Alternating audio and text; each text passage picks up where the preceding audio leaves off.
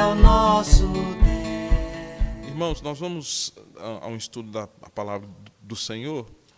Eu até recomendaria que você acordasse, quem estiver dormindo na sua casa, para participar desse estudo, que eu acho que vai ser muito rico para a gente fazer uma ponte em relação à história. E quem estiver fazendo outra coisa, parar, porque em casa a gente fica tentado em não ou ficar na frente do celular, ou então fazer outras coisas, dividir a nossa atenção com outros afazeres, né?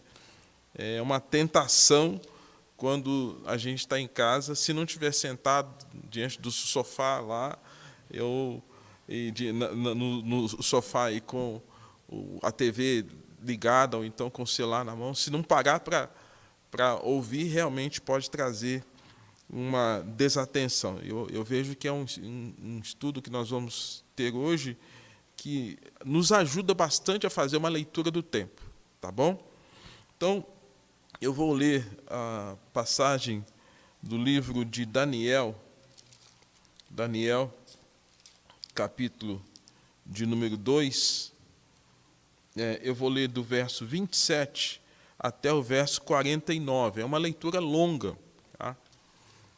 Hoje eu vou estar falando sobre o tema o reino eterno de Cristo.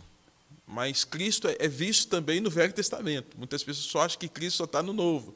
Cristo está em toda a Bíblia. Tá?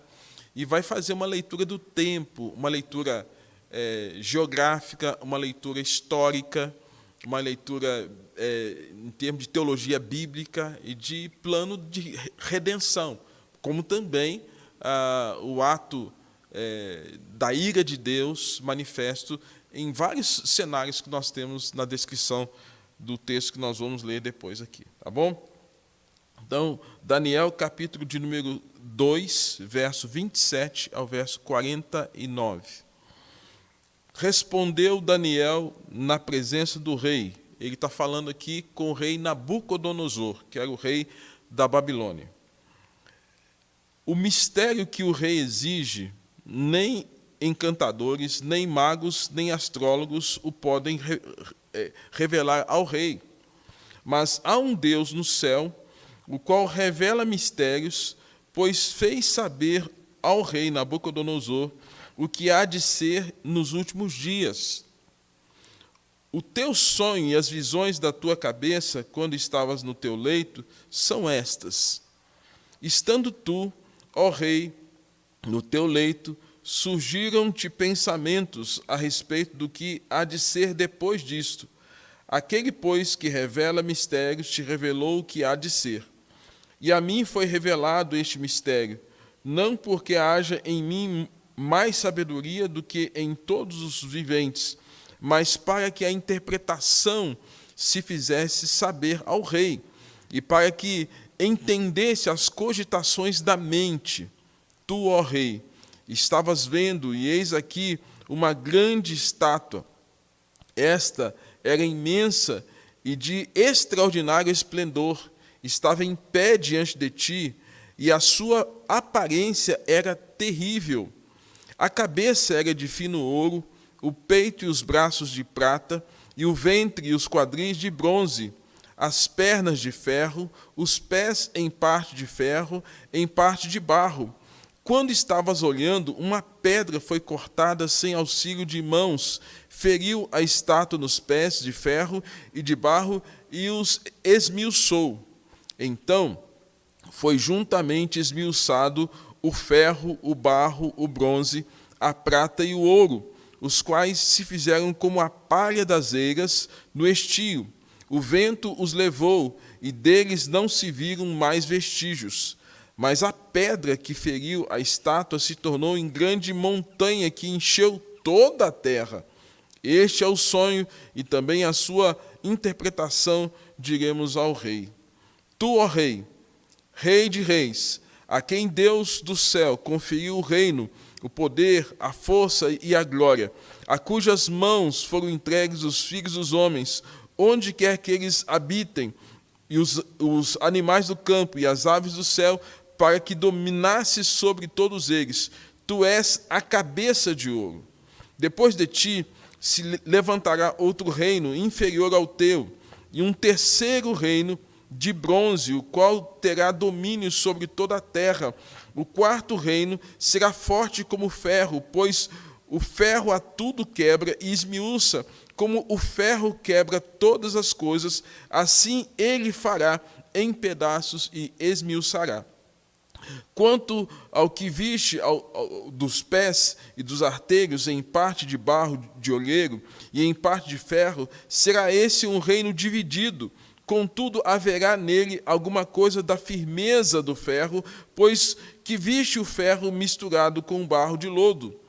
Como os artelhos eram em parte de ferro e em parte de barro, assim, por uma parte do reino será forte e a outra será frágil.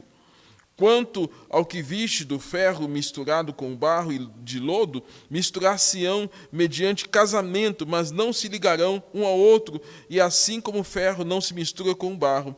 Mas nos dias destes reis, o Deus do céu suscitará um reino que não será jamais destruído. Este reino não passará a outro povo, esmiuçará e consumirá todos os reinos, mas ele mesmo subsistirá para sempre. Como viste que do monte foi cortada uma pedra, sem auxílio de mãos, e ela esmiuçou o ferro, o bronze, o barro, a prata e o ouro, o grande Deus fez saber ao rei o que há de ser futuramente. Certo é o sonho e fiel a sua interpretação.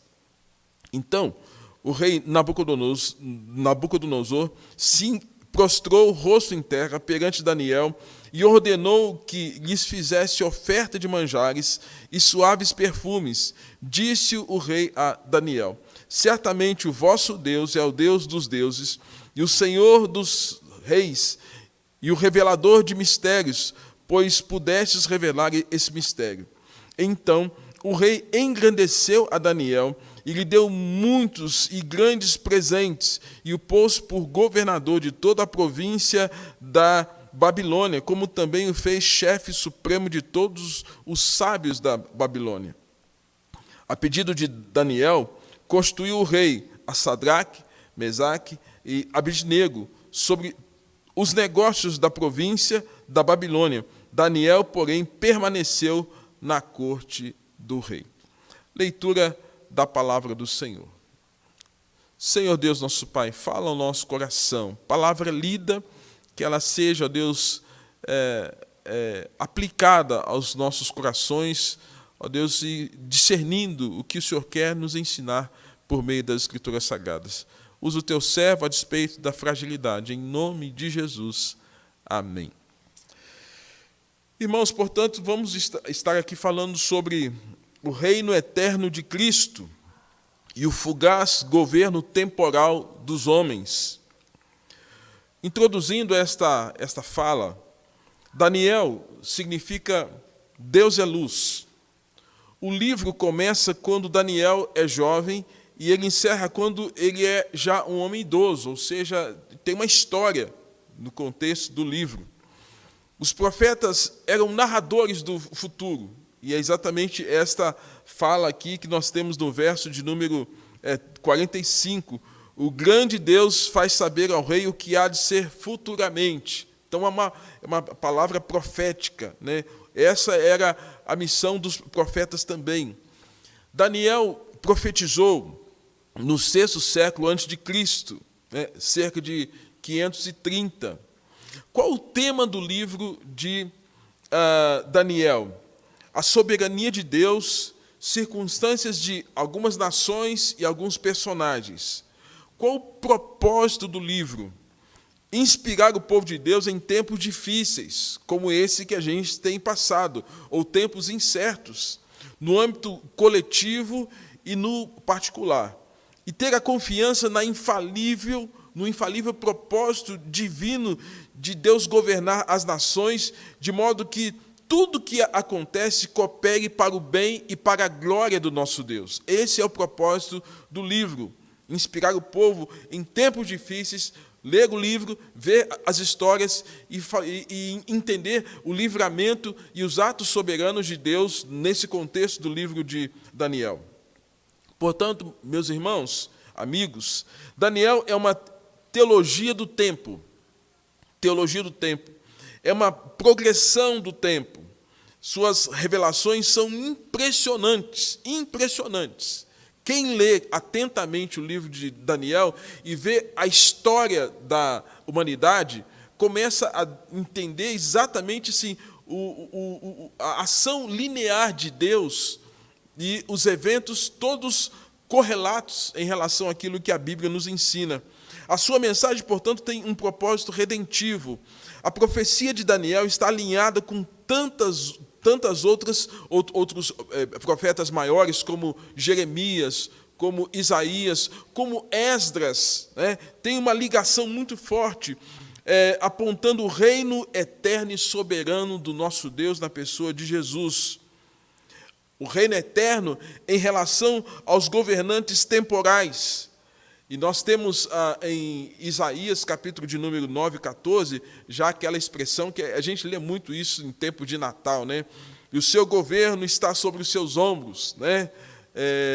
Ao mesmo tempo, a gente tem Isaías 14, 5, fala que o Senhor quebrou a vara dos perversos e o cetro dos dominadores, né, que feriam o nosso povo. Ou seja, há uma forte ligação com a profecia de Daniel, com o que fala Isaías, o que fala Jeremias, o que fala o livro histórico de Esdras e outros mais.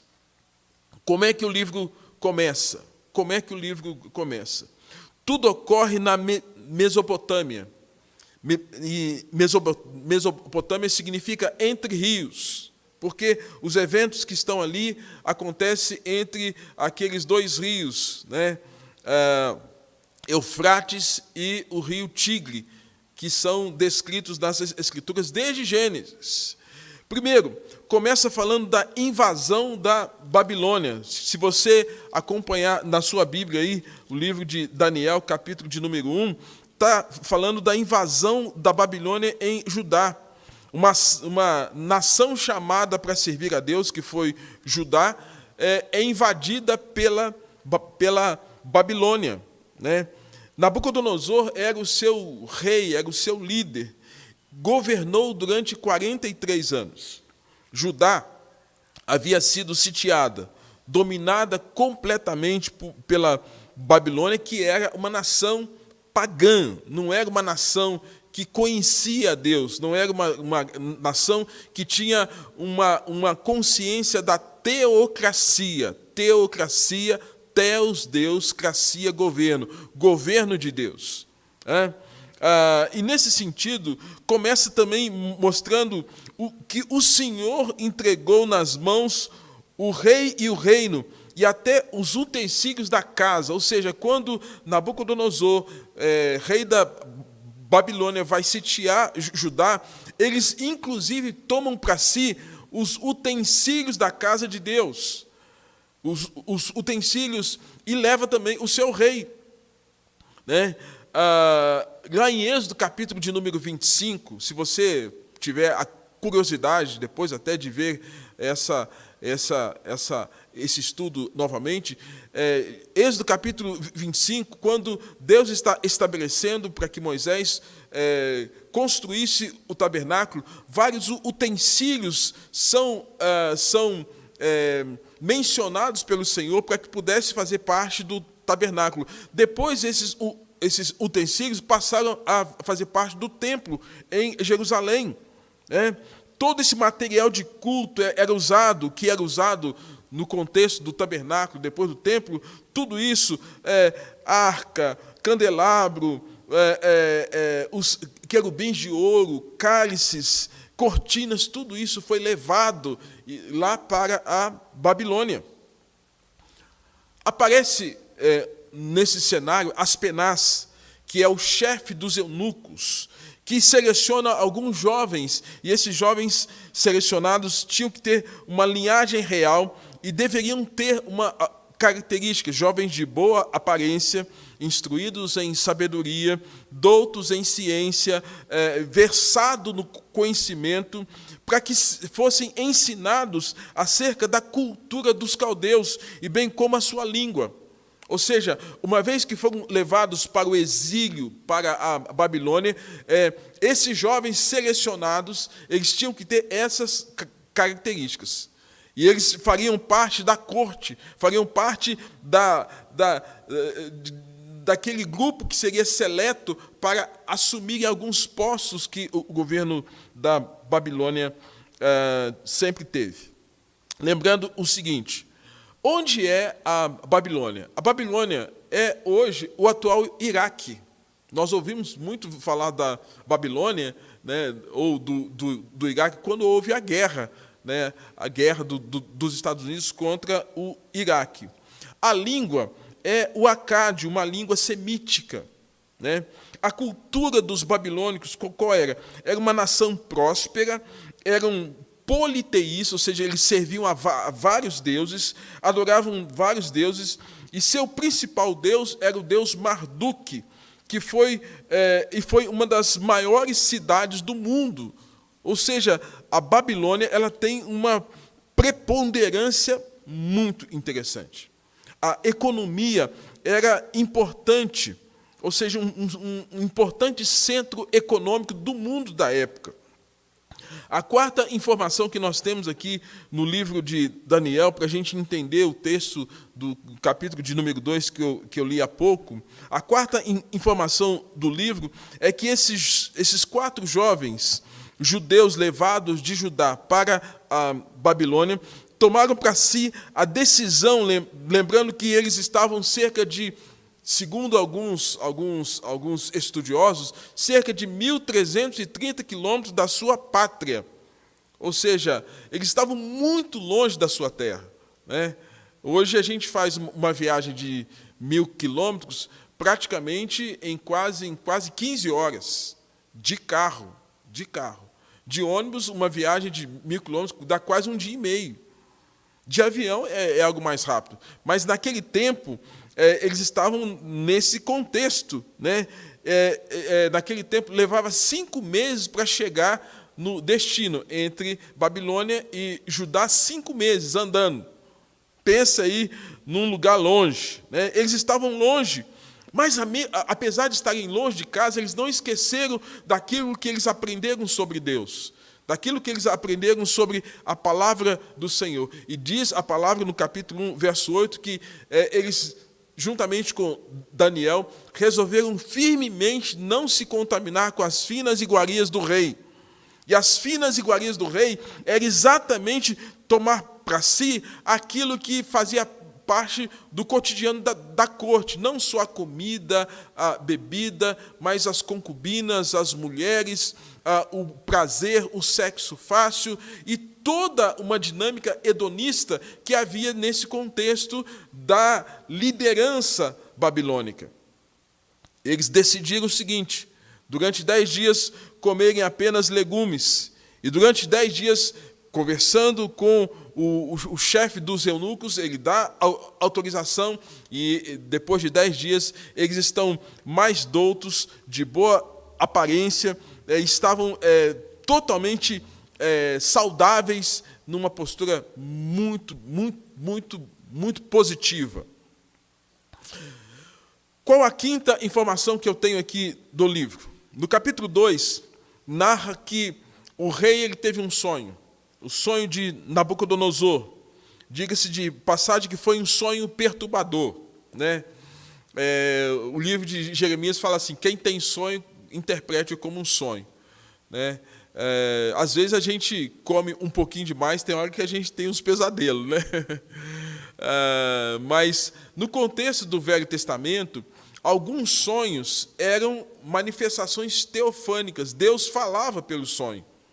Deus se comunicava com pessoas, tanto que eram servas dele, quanto com pessoas que não eram servas dele. Deus falava por meio de sonhos. Isso acontece também no contexto do Novo Testamento, né? Mas depois Deus não precisa mais estar falando por sonhos, porque Ele dá para nós a sua palavra, as Escrituras, né? E aí o rei, então, ele teve um sonho. E nesse sonho que o rei tem, ele tem um sonho perturbador. E ele sonhou com uma coisa que trouxe muita angústia para ele, tirou a paz do rei. O rei ficou perturbado, né?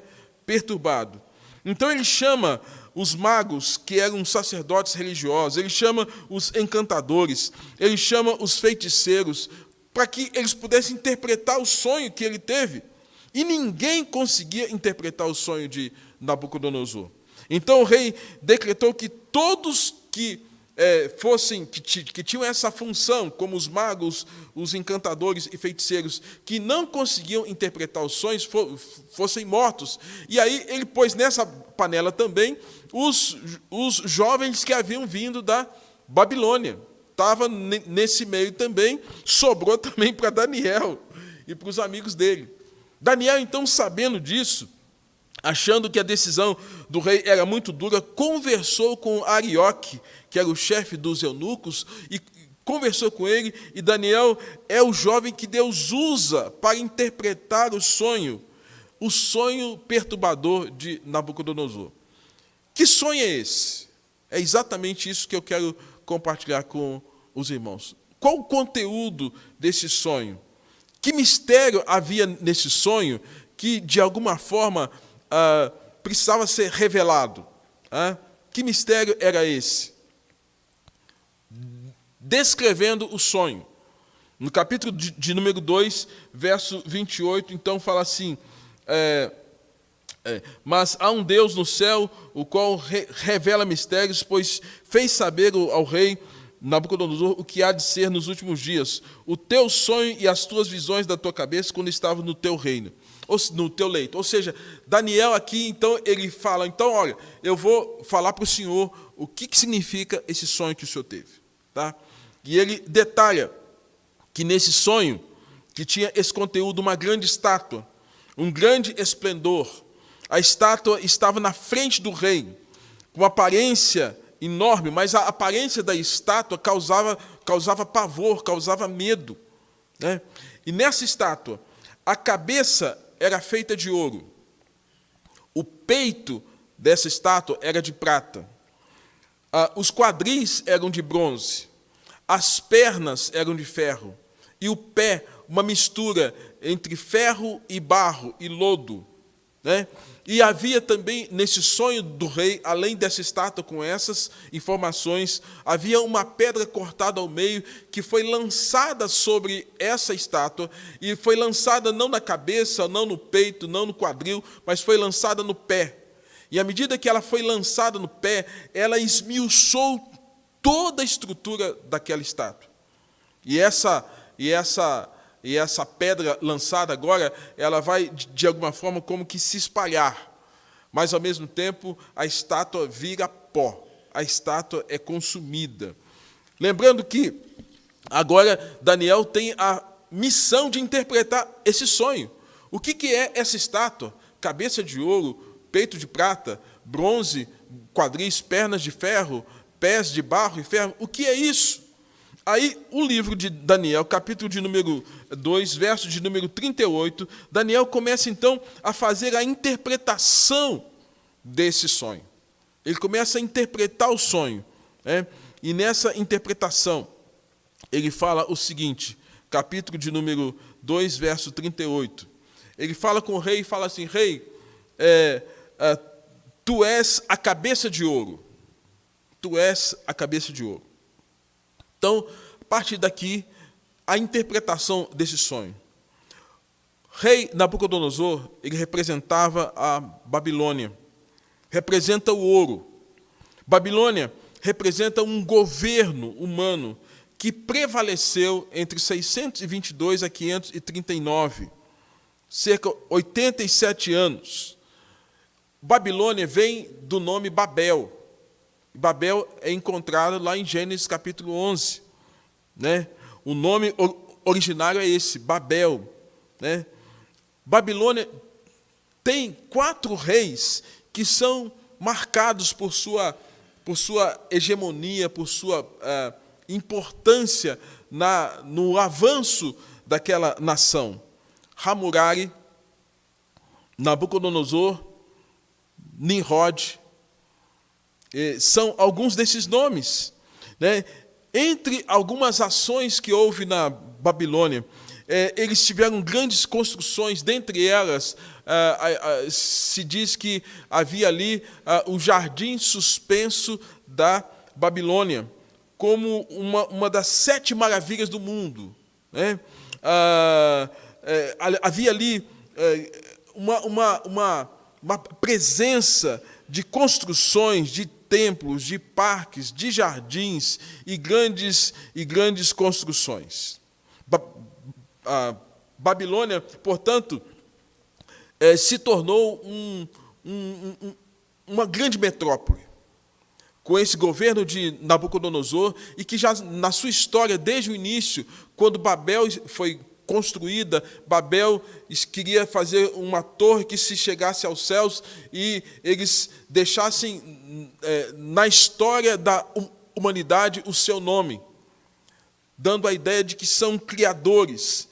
Babel, ou Babilônia, adoravam muitos deuses, acreditavam que o seu rei Nabucodonosor era um deus, que ele em si era totalitário. Ele era o executivo, ele era o judiciário, ele era o legislativo. A palavra do rei era o máximo.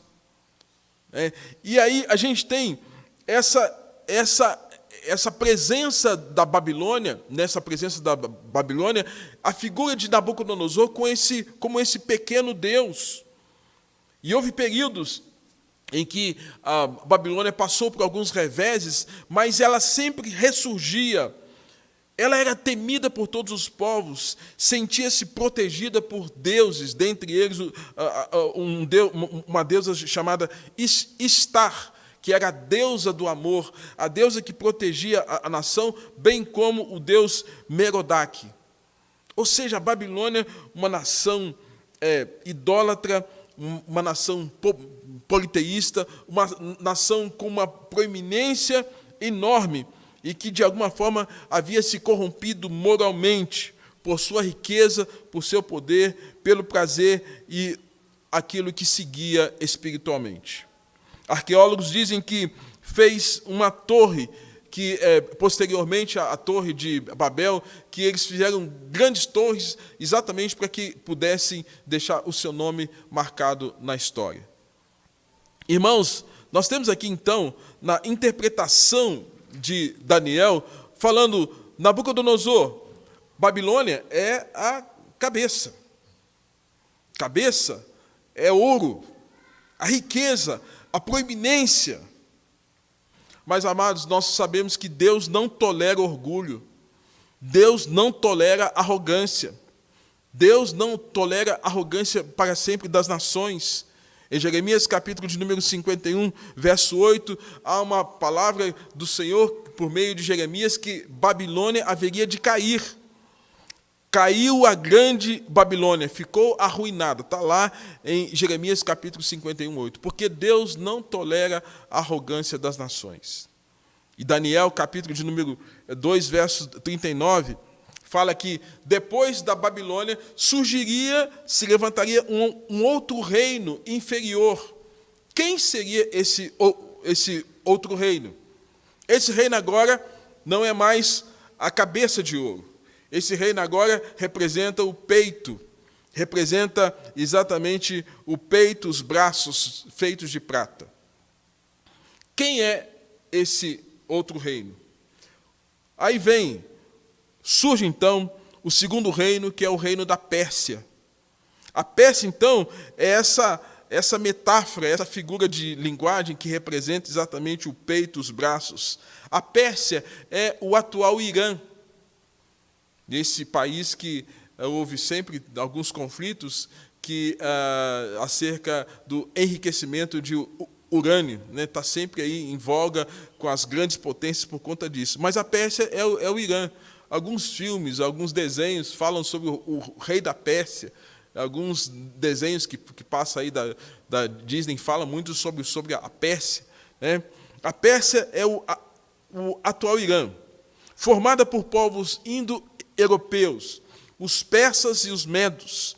Através do rei Ciro, em 559, a Pérsia dominou o mundo. Ou seja, a Pérsia venceu, cresceu, lutou contra a Babilônia, venceu a Babilônia, venceu Belsazar, que foi filho de Nabucodonosor, e agora a Pérsia é que manda no mundo. O mundo antigo foi sobrepujado, foi sobrepujando a Babilônia. Jeremias capítulo 51 diz: o Senhor despertou o espírito dos reis medos, porque o seu intento contra a Babilônia para destruir, pois esta é a vingança do Senhor, a vingança do seu tempo. Ou seja, chegou o fim da Babilônia. Deus, então, tira a proeminência de Babilônia e coloca quem? A Pérsia. O governo Medo-Persa inicia no capítulo de número 5, verso de número 31. Se você olhar na sua Bíblia, capítulo 5, verso de número 31, que diz assim: e Dario, o Medo, com cerca de 62 anos, se apoderou do reino. Antes, fala assim, naquela mesma noite foi morto Belsazar, rei dos caldeus. Belsazar era o filho mais velho de Nabucodonosor. Então, some o império babilônico, surge agora o império da Pérsia. Naquela mesma noite, houve uma festa, e nessa festa, após a festa, os persas dominaram. O império Medo-Persa durou cerca de 200 anos. Expandiu economicamente por todo o Oriente Médio, Fenícia e Turquia. Em 539, Ciro libertou os judeus cativos da Babilônia para que voltassem para Jerusalém. Mas a Pérsia teve o seu momento. E após Dario, que assume, que é o rei da Pérsia, assume o rei Ciro. No capítulo de número 10, verso 1 de Daniel, fala exatamente isso. No terceiro ano de Ciro, rei da Pérsia, foi revelada uma palavra a Daniel. Então, mostrando o tempo e, ao mesmo tempo, quem é que estava governando. Capítulo 10, temos aí a presença de Ciro, que reinou esse tempo de 559 a 530. Ciro era eficaz nas suas batalhas. Fazia de inimigos amigos. Ele era um diplomata, né? Foi chamado por Deus de meu pastor, porque ele protege, ele cuida e permite até que haja esse retorno dos judeus que estavam cativos na Babilônia para a sua terra. Não foi um líder virulento, por meio dele se cumpriu o retorno dos judeus que estavam voltando depois de 70 anos do cativeiro babilônico. Daniel, capítulo de número 11, verso 1, fala exatamente o quê? Fala: mas eu, no primeiro ano de Dario, o Medo, me levantei para fortalecer e me animar. A Bíblia vai nos apresentar, irmãos, que no governo dos persas houve a presença de Dario, de Ciro e a presença de Artaxerxes, que são 3 reis persas que vão dominar o mundo daquele tempo. Mas a gente está vendo que entra um reino, sai outro. Entra um reino, sai outro. E aí, nesse momento agora que a gente tem a interpretação de Daniel, a cabeça de ouro, o peito de prata, os quadris de bronze. O que são esses quadris de bronze? Os quadris de bronze é um outro reino que se levanta e que aniquila os outros. A Babilônia foi aniquilada pela Pérsia. Agora, a Grécia se levanta para aniquilar a Pérsia. Capítulo de número 2, verso de número 39, traz esta informação. Depois de ti se levantará outro reino inferior ao teu, e um terceiro reino de bronze, a qual terá domínio sobre toda a terra. Babilônia, Pérsia, Grécia. Depois se levantará outro reino, inferior ao teu, o qual terá domínio sobre toda a terra. O rei macedônio Alexandre Magno iniciou grandes conquistas para a Grécia. Esse império grego, a Grécia, tem um início em 1100 a.C. e vai até mais ou menos 146 a.C., quando foi dominada por outro reino. Então, esse outro reino que se levanta agora são os romanos. A Grécia marca os gregos para, ou seja, a Grécia é marcada nesse mundo grego pela presença dos filósofos, pela presença de estratégias militares. A Grécia se apresenta como um reino que tem uma influência na organização das cidades, da polis, e a Grécia tem esse desenvolvimento através desse período chamado helenístico, período em que, de alguma forma, domina técnicas de metalurgia, de cerâmica, conceitos de democracia e formação militar. Espero que vocês estejam caminhando comigo. Repito, cabeça, você que está em casa, cabeça é o quê? É o ouro. O peito, prata. Quadris, bronze. Pernas, ferro. Pés, ferro misturado com barro. Cabeça, Babilônia. Peito, Pérsia. Quadris, Grécia. Quem é esse outro reino agora que surge? O quarto reino é Roma. É o Império Romano. Roma que teve o seu apogeu de força, de conquista entre 476 a 27 a.C., o seu apogeu. No verso de número 40, fala exatamente disso. O quarto reino será forte como o ferro, pois o ferro a tudo quebra e esmiuça como o ferro, quebra todas as coisas, assim se fará em pedaços e esmiuçará. O quarto reino, então, é o Império Romano.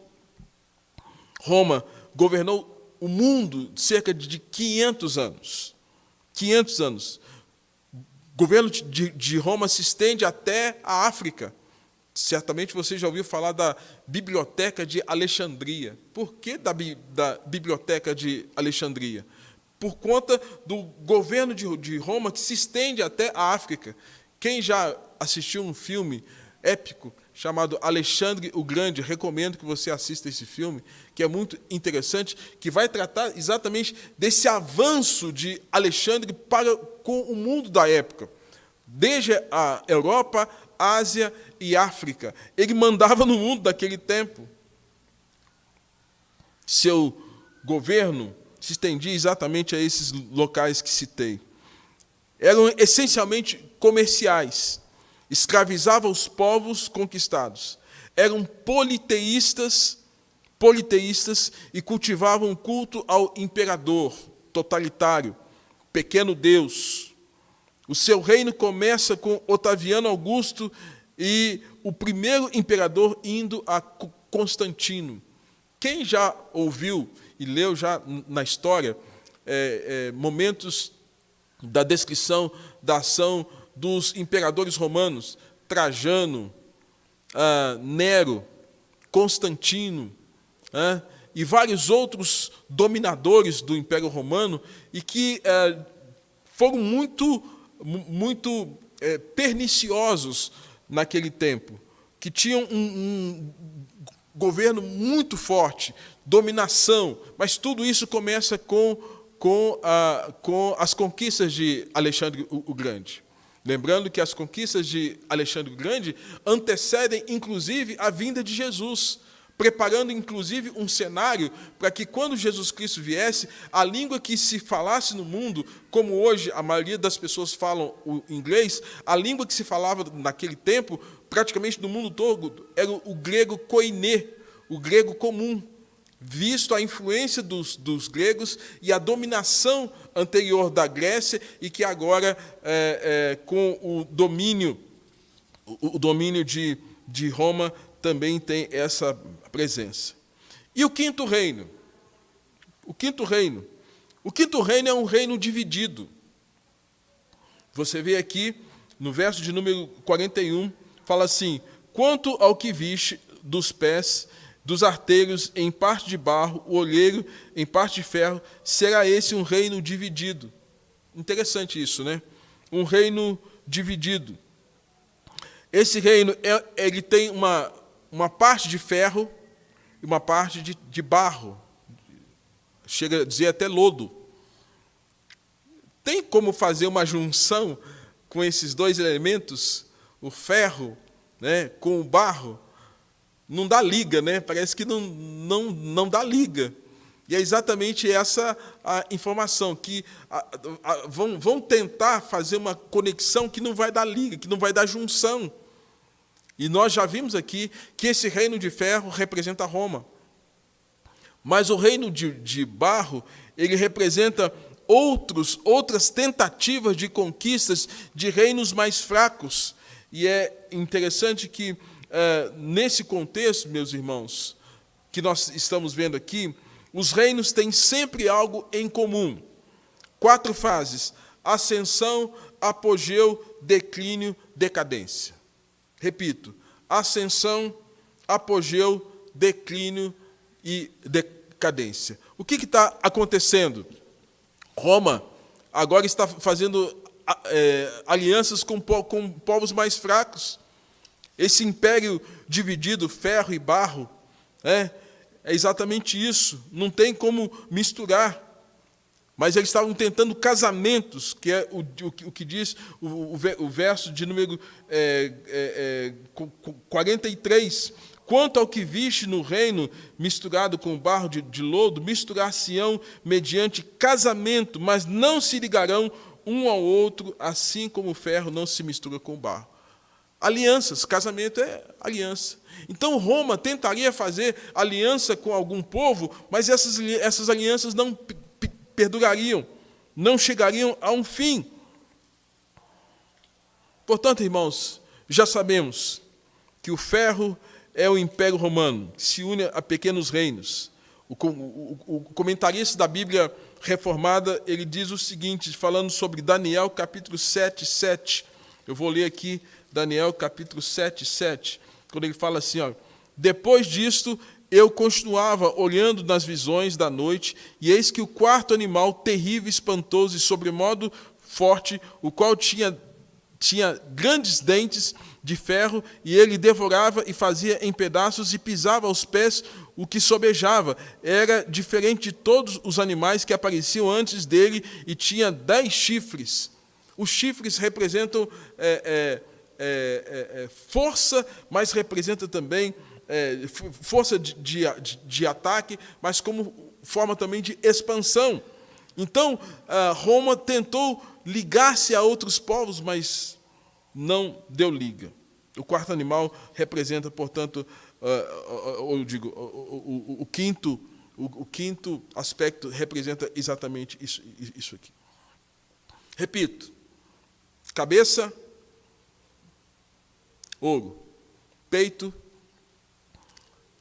prata; quadril, bronze; pernas, ferro; e pés, ferro com terra, com barro. Eu vou tentar ver se a gente consegue projetar uma imagem para que você veja.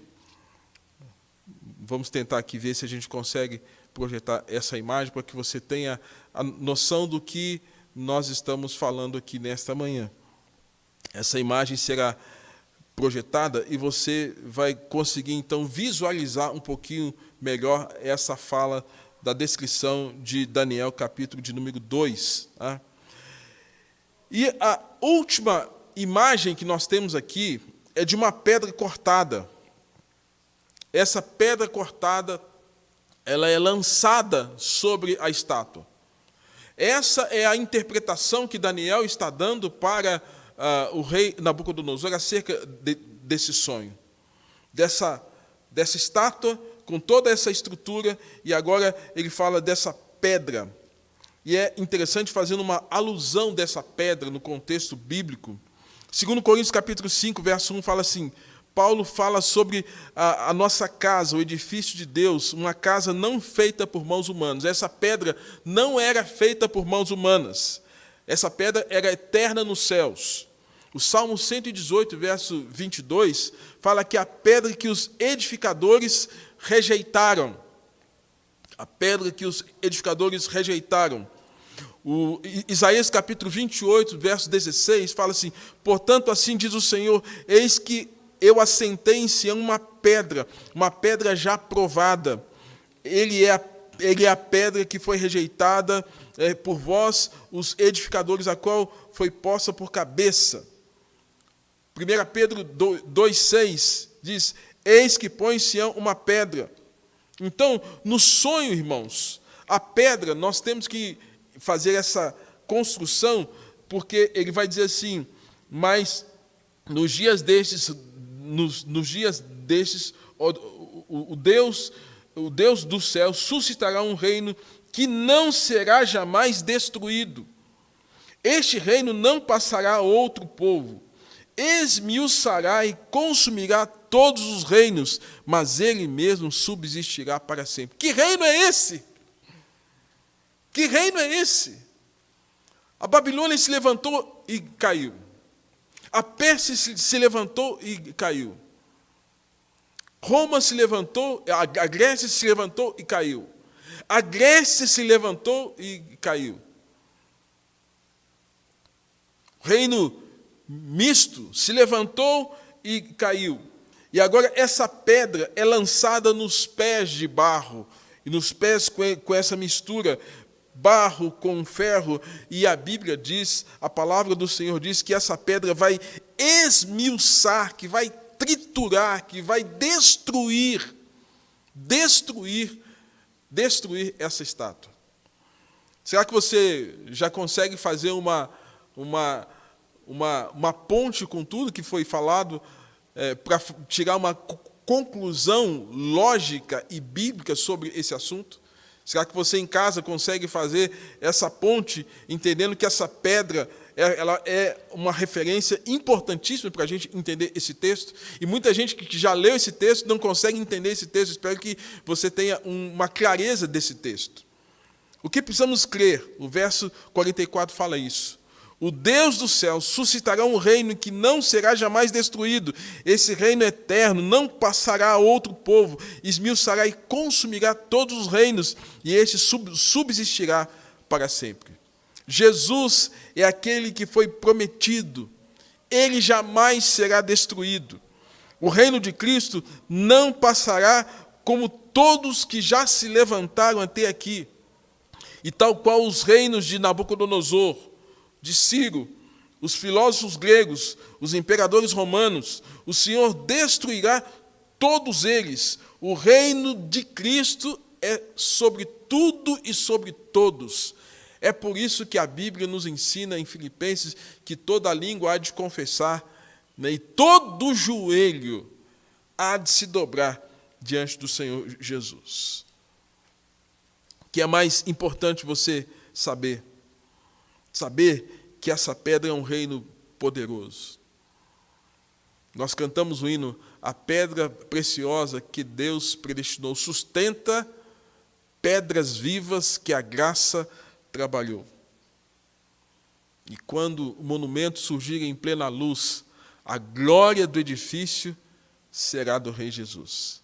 A pedra é esse reino poderoso, o qual o Senhor já nos chamou para participar. A pedra é esse reino majestoso, superior à Babilônia, à Pérsia, à Grécia, a Roma e outros pequenos reinos que surgiram naqueles dias e outros revelados na história, como Nero, do primeiro século, Calígula, Adolf Hitler, com a morte de 6 milhões de judeus, falando da supremacia ariana, Joseph Stalin, que abre um campo de concentração, que matou 20 milhões de pessoas, Augusto Pinochet, que tortura, que destrói. Saddam Hussein, torturadores da Babilônia moderna, porque ele estava exatamente no Iraque moderno, que era a antiga Babilônia. Rafael Videla, 30 mil pessoas desaparecidas. Mao Tse Tung, 70 milhões de pessoas que foram mortas. Mussolini, destruição de vidas humanas importantes na década de 40, tempo bem recente. Reinos humanos, ascensão, apogeu, declínio, decadência, queda. O que você precisa saber sobre isso? Que Jesus é aquele que nos foi prometido. E eu encerro esta fala lembrando George Frederick Handel. Eu que cantei em coral desde os 12 anos, já cantei muito a peça composta por George Frederick Handel, que é o Aleluia de Handel. E no Aleluia de Handel, ele diz assim, a letra começa com Aleluia, tal qual os Salmos 146 que lemos no início do nosso culto. Aleluia, pois o Senhor onipotente reina.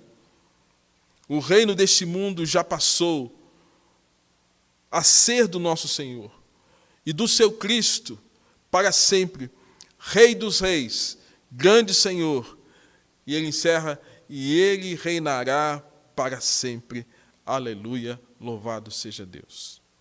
Irmãos, que nós tenhamos a certeza de que o reino de Jesus não é um reino temporário, mas que o reino de Jesus, ele sobrepuja todos os outros reinos, e que você foi convidado, mediante a graça do Senhor, a participar não tão somente desse reino humano, porque esse reino humano é temporário, mas para que você participe de um reino divino, glorioso, majestoso, eterno, o reino de Jesus.